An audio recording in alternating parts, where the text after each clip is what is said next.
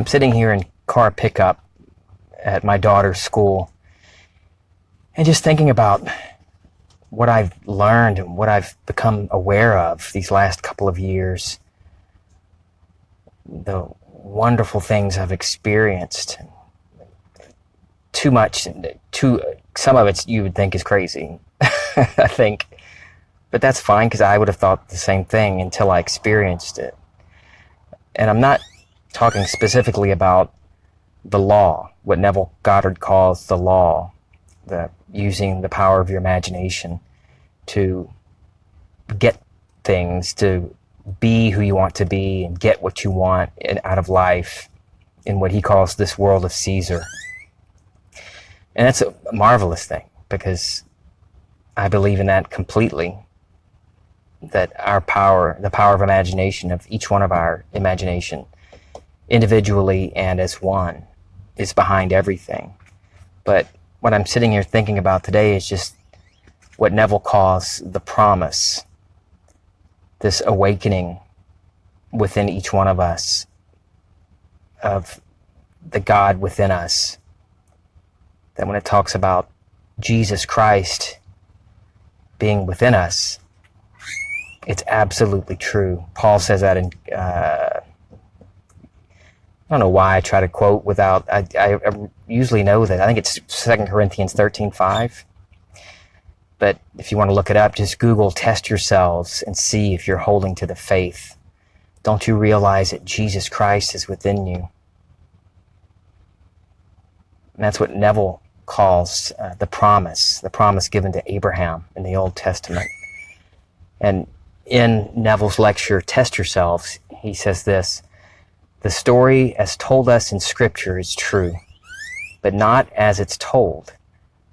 The day will come, you will find yourself reenacting the entire drama as told us in the Gospel, and you will know who He is in a first-person, singular, present-tense experience. He comes to us as one unknown, yet one whose the most wonderful, mysterious manner lets man experience who He is. When you experience who He is, you are He." Like in 1 John 4:17, it says that we can have confidence in His love for us because as He is, so are we in this world. Neville points out that it's a first person. You find out who God is. You experience God in a first person, singular, present tense experience. So first person, in your own experience, your own awareness, through your own eyes. Not some being outside of you. Not something that's just housed in a cathedral. And not something that you have to do to get. You don't have to take sacraments to touch God. You can. If you enjoy doing rituals and performing rituals and ceremonies, that's perfectly fine. I enjoy a well-made martini or a gin and tonic, but that doesn't get me any closer to God. No ritual or ceremony, no activity outside of us opens that gateway within us. Absolutely nothing. If that were the case, then I wouldn't have experienced anything. Everything that we experience begins and exists within us. And if you don't like what you're experiencing, you take your attention from it and you put it on what you do want to experience. Neville talks about, I'm kind of getting back into the law, but he talks about whatever it is you want, the state you're in, is your attitude of mind, and the body of beliefs and everything that comes along with that attitude of mind. You want to change that, you can in an instant move to a different state. And I love going into the silence, getting into that state akin to sleep. Sometimes just to experience the silence, other times to actually create, or rather select, a desired state or an experience. And you just settle down somewhere in a chair, in car pickup like I am, or lie down, just relax for just a minute. Let your body relax. It's easier, I found, and I've experienced what Neville talks about, that if your body is relaxed and you get into the state akin to sleep, and your mind is relaxed, not to the point of no thought, like some gurus I've read and listened to, but just quiet. If you know what you want, you've already named your desire, not written it down on an affirmation or anything, but you know what you want. Your awareness is God, so you don't need to relay that to anything outside of you. You already know what it is you want. Just right there, while you're in that state akin to sleep, that relaxed, meditative mood, ask yourself, what would it feel like to be this? What would it feel like to experience the promise? What would that feel like to begin to awaken, to know that Jesus Christ really is in me and that we are all sons of God? Even if you're have never been raised as a Christian or not familiar with that terminology, it doesn't matter, because whatever you call it, it's awareness. Whatever name you want to give it, it all comes back down to our awareness. So what would it feel like? How would I feel to begin to awaken, to have already had these awakenings, these experiences that Neville talks about, that Mike's talking about? Whatever it is you want. A new car.